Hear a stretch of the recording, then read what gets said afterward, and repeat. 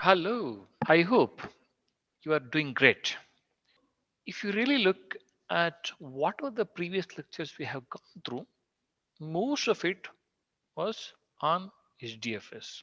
As we know, HDFS is the storage layer of our Hadoop ecosystem.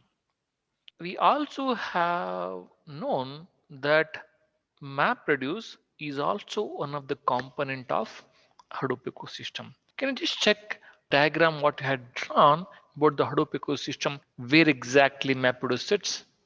As a part of this lecture, we'll try to understand what is MapReduce at a very, very high level. Let's get started.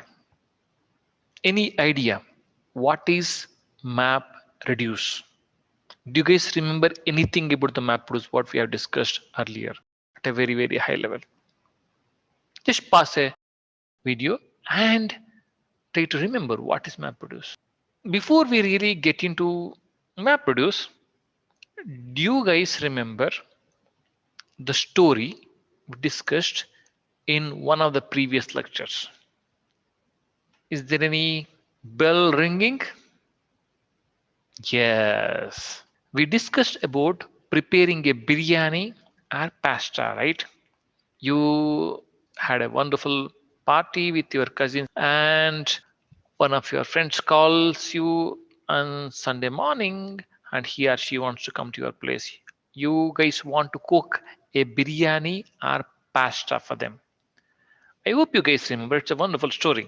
So then you are a very good convincing person. You end up convincing your friends or cousins to slice uh, three different types of vegetables. And then all of them obediently slice the vegetables you have given.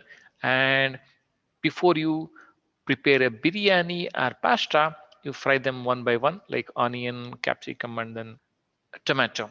So in order to fry them one by one, since all of your cousins or friends have sliced them in isolation, you have to combine them now. So this is what is MapReduce. MapReduce is a programming model. It's a software framework for distributed processing. We have a HDFS for storage. If you remember, HDFS is storing the data in a distributed manner. Now that there is a component to take care of the data to be stored in a distributed manner, a component or a programming model called MapReduce takes care of distributed processing of the data which is already distributed across the different nodes in a cluster. It requires running the processes on many machines.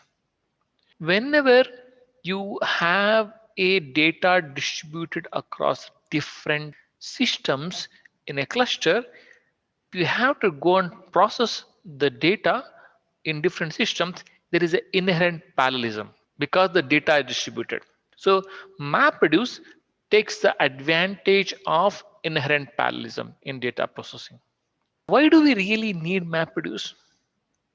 We need MapReduce because we already understood systems which are there in the modern days, from either maybe machines from aeronautics or social media or people or organizations are generating huge amount of data.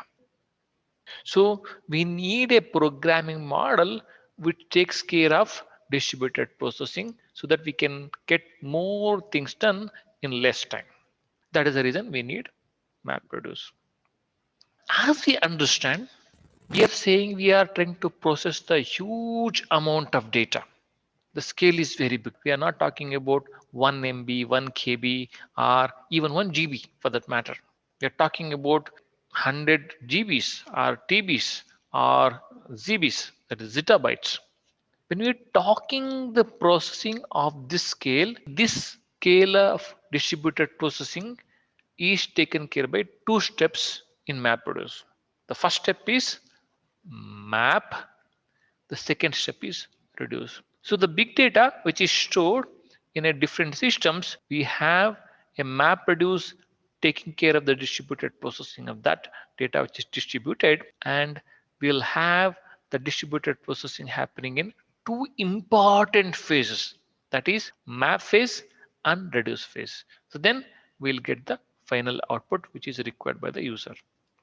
If we really see, what do we really need to do here? I mean, as a developers, as an architect, as a programmer, what exactly we need to do for processing of that huge amount of data by using a MapReduce? We understood MapReduce is a programming model for distributed processing. In this MapReduce, map and reduce functions are defined by a programmer. That is you and me or whoever is trying to work on MapReduce. He or she takes care of defining these two functions, that is map and reduce. Rest of the things is taken care by Hadoop. What do I mean by that? We'll try to understand that in detail in the upcoming classes. At this point of time, what we need to understand is map and reduce steps in a map reduce is defined by a programmer. That means he or she is literally coding that in a Java code. And Hadoop framework is taking care of other steps. What are the other steps? It may be a shuffle, it may be a sort, it may be partition. We'll discuss those things in our upcoming classes. At this point of time, you just remember that the programmer defines the functions in a map and reduce. Rest of the steps taken care by the Hadoop framework behind the scenes.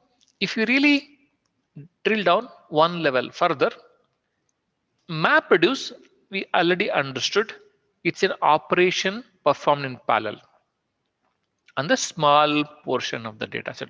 Why am I saying small portion of the data set when I am saying this is a huge data and all those things? The reason being the data, whichever is big, is not at one place. That is broken down into smaller chunks and distributed across the different systems. Map phase is acting on the small portion of the data which is split or broken into the small chunks and stored in a individual nodes or individual systems in a cluster. What they do is they work map phase or map step work on the small chunks of the data, and then they transform the input records into intermediate records in a key value format. How and what is key value format? We'll try to learn that in the upcoming classes. At the moment, maps are the individual task that transforms the input record. Assume this is the input record into intermediate records called key value output.